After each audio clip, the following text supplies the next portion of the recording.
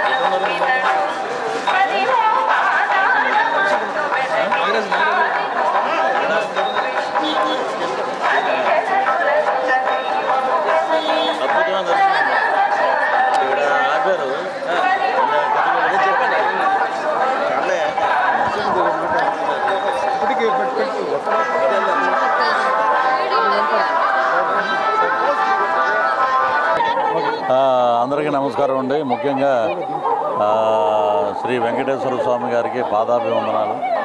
ఎప్పుడు వచ్చినా కూడా అద్భుతంగా ఆయన దర్శనం ఇస్తారు. ఈసారి రావడానికి ఒక ప్రత్యేకత ఏంటంటే హీరోయిన్, హీరో, అలాగే మా డాక్టర్ గారి పిల్లలిద్దరు, కొత్త రంగుల ప్రపంచం అని చెప్పి నేను నటుడుగా ఇన్ని సంవత్సరాలు ట్రావెల్ చేశాను. ఫస్ట్ టైము డైరెక్షన్ చేశాను సినిమా. ఒక మంచి లవ్ ఫీల్ ఉన్న సబ్జెక్టు, కొత్త రంగుల ప్రపంచం.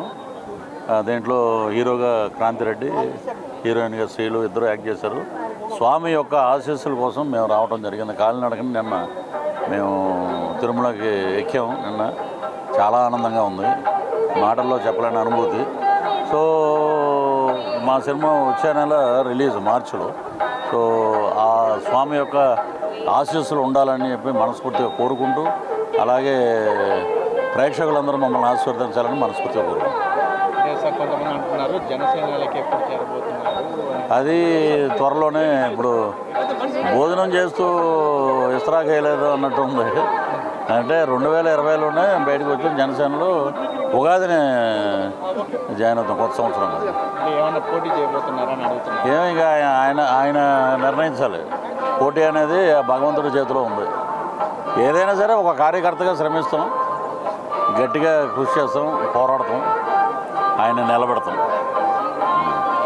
Thank you.